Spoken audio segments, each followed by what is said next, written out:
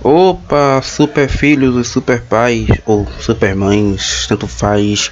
Como estão vocês?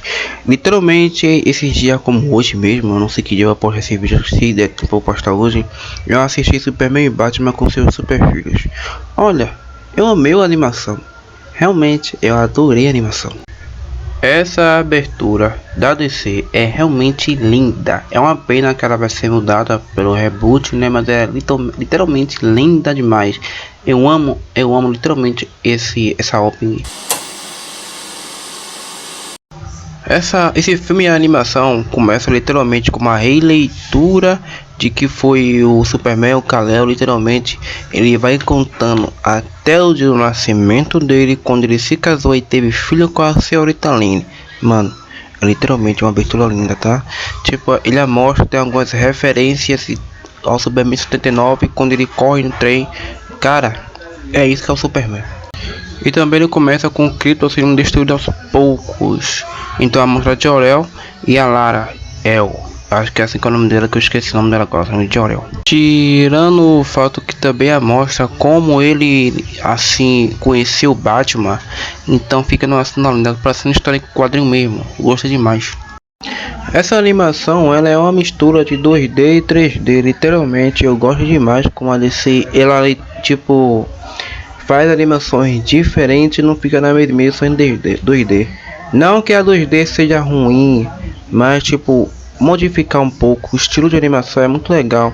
E, inclusive, em Krypton, ele tinha Starro, sim, o vilão desse desenho, desse filme, é o Starro.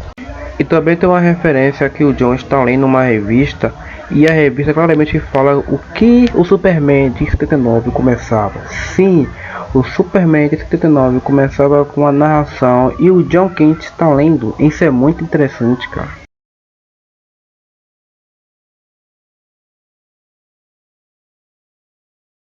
Poupada da devastação da Grande Depressão. Em tempos de medo e confusão, a função de manter o povo informado. Até o momento dessa animação, o John ainda não sabe que o Clark é o Superman, então o Clark sempre vai ficar inventando desculpa para não falar pro filho que é o Superman. Agora eu quero entender o porquê eu não sei, só segue o roteiro, tá? Tirando o fato que também é aniversário dele e ele fica procurando o tempo todo onde está o presente. Tipo assim, ele acha um cosplay do Superman, como ele fala, e ele quase abre o presente, mas o Superman aparece. Superman não, Clark Kent, porque pra ele é o Clark Kent ainda. E eu sempre vou dizer isso aqui, a voz do Guilherme Briggs é perfeita para o Superman. Pode sim existir outra voz, porque o Guilherme Briggs não é eterno, mas a voz dele sempre é eterna para mim como Superman, tá? Depois de algumas conversas, ele tem até uma cena bonita onde o Jonathan e o Clark eles vão limpar a fazenda, ordenhar vacas, coisas de pessoas que moram no interior, eu acho. Já à noite, o Clark conversa com seu filho, mas logo depois é interrompido porque a nave ou o satélite da Liga da Justiça está caindo. E se está caindo, o Superman observa, ele inventa de novo uma desculpa para o filho e vai lá ajudar a salvar a Torre da Liga. E nela tá Arqueiro Verde.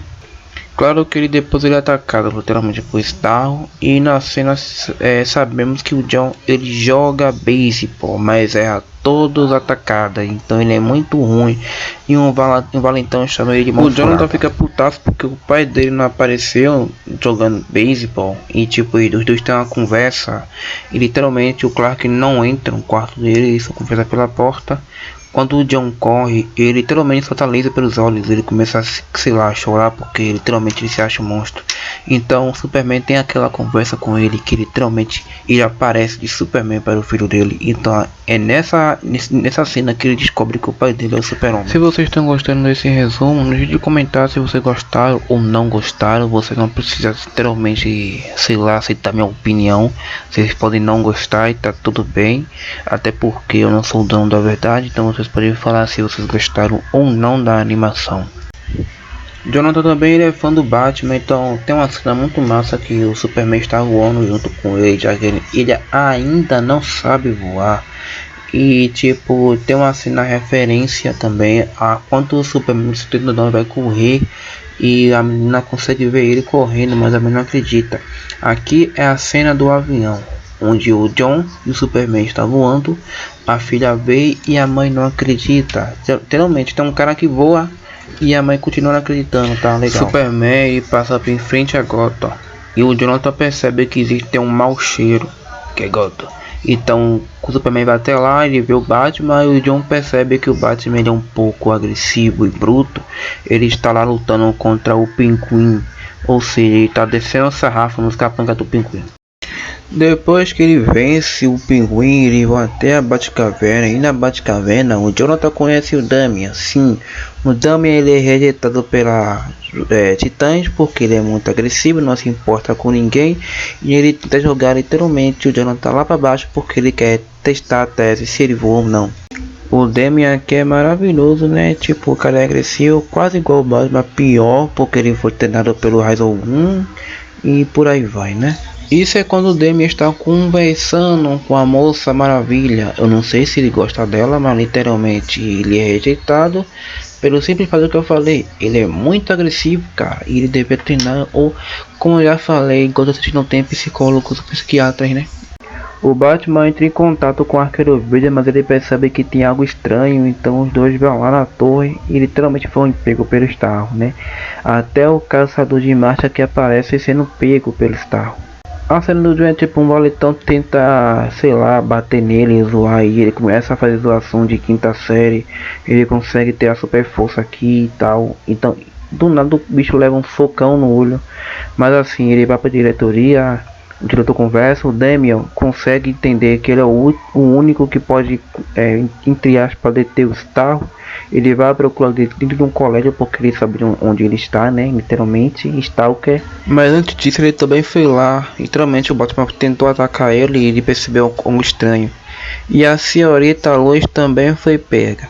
E o Valetão, ele deu um golpe. Nem deu um golpe, ele só tocou o Valetão, o Damian, literalmente, que ele caiu duro no chão. Não, né? Ele não morreu. Ele ia levantar. Eu acho que amanhã ou depois de amanhã. O Damian sabe que literalmente a Lois Lane foi pega pelo Starro, então eles conseguem detê-la jogando ela na água e percebemos que o bicho não gosta, literalmente. Ela consegue se livrar dele. O Jimmy Olsen também aparece porque a Lois Lane tá conversando com ele e ela vai até o Calvo, simples Calvo, que é o Lex Luthor. Aqui o Lex Luthor é o presidente, então tipo ele passa uma mensagem porque ele entra em acordo com a senhorita Lane. Eles também vão até a Fortaleza da Solidão. Indo para a Fortaleza da Solidão, lá tem quem? Literalmente o Krypton. Quando ataca ele, sabe aquela frase dizendo se meu cachorro morde, não morde, pode entrar? É o Krypton. O Krypton ataca ele com lasers e tipo quase matando duas crianças, e parece que o Superman não se importa. Até aparecer Jor-El e conversar. Depois de muita conversa, eles vão até o espaço com a nave do Kal-El pequena, e o cobertor do Kal-El se torna literalmente a capa do John. Eles vão até o espaço, ele quase morre de novo porque a Liga da Justiça com os Jovens Titãs quase os matam, porque todos estão controlados pelo Starro. Até o Starro gigantesco, né, aparecer de novo e quase matam as crianças e tal. Esse povo parece que adora deixar a criança lutar contra o crime, então eles quase morrem. E a Lois Lane fala para o John que a fraqueza do Starro é o fogo, então ele usa isso contra os mini Starro, os minions dele lá. Depois de muita batalha, ele consegue vencer. O Superman, o Batman aparece, eles combatem e o Damian usa um anel de Kryptonita. O Jonathan fica alegre porque deu um soco no Batman. E o moleque acha que você não é para ficar alegre com isso. E já que a fraqueza do Starro é literalmente o fogo, então ele vai jogar o satélite lá na atmosfera, matando o Starro literalmente. Então tipo ele joga um satélite, só que o Superman queria jogar, o Superman e o Batman queria jogar na Terra, consegue se livrar do Starro. Superman salva eles, literalmente, porque ele não vai deixar duas crianças morrer, né? Também no final Starro até tenta de novo, mas a dupla dinâmica e o Super Filho lutam junto e então consegue vencer o Starro novamente, né? O Damian dá uma atacada com a árvore jogando ele pro espaço. Cara, essa animação não é tipo horrível, ela é simples. Não é um absurdo de gráfico lindo. Tem cena linda assim, não vou mentir. Se tivesse uma continuação, se tivesse uma série de animação assim, eu assistiria depois. É real, porque é muito linda, cara. É real. Eu espero que a DC faça animações diferentes, 3D, 2D, sei lá, uma mistura, como tá tendo agora no Aranha Verso. Porque realmente a DC tem capacidade para fazer isso.